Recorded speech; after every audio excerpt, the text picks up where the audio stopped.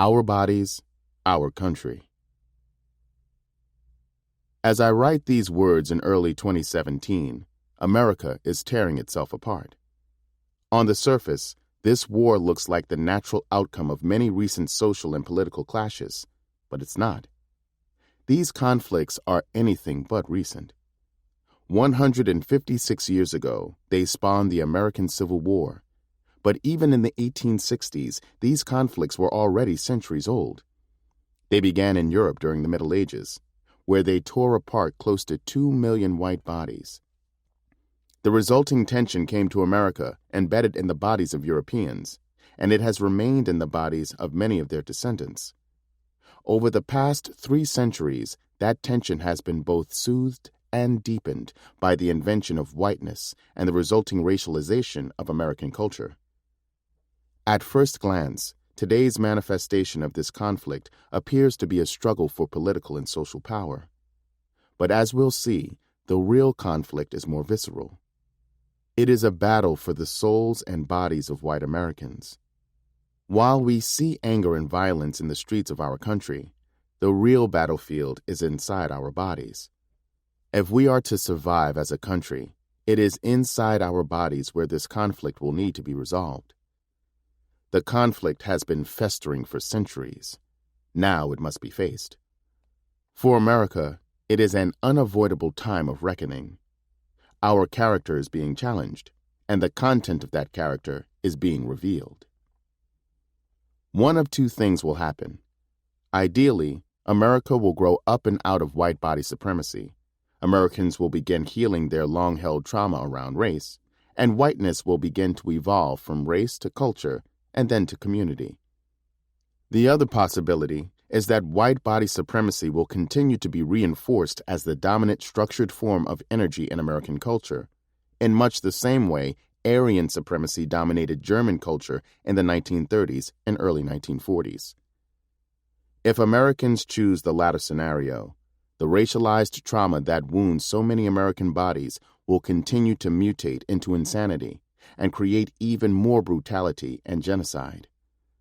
This book offers the necessary new insights, skills, and tools for creating the first scenario. It is written for every American, of any background or skin color, who sees this scenario as vital to our country's survival and who sees the second scenario as America's death warrant.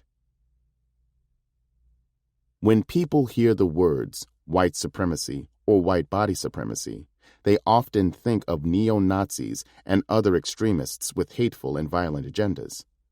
That is certainly one extreme type of white body supremacy. But mainstream American culture is infused with a more subtle and less overt variety. In her book, What Does It Mean to Be White?, Robin DiAngelo describes white supremacy as the all-encompassing centrality and assumed superiority of people defined and perceived as white, and the practices based on this assumption. White supremacy does not refer to individual white people per se and their individual intentions, but to a political, economic, social system of domination. This system is based on the historical and current accumulation of structural power that privileges, centralizes, and elevates white people as a group. I do not use it to refer to extreme hate groups. I use the term to capture the pervasiveness, magnitude, and normalcy of white dominance and assumed superiority. One aspect of this type of white body supremacy involves seeing whites as the norm or standard for human, and people of color as a deviation from that norm. An actress becomes a black actress, and so on. In a piece for Salon, she adds, "Thus, we move through a wholly racialized world with an unracialized identity. Example, white people can represent all of humanity. People of color can only represent their racial selves."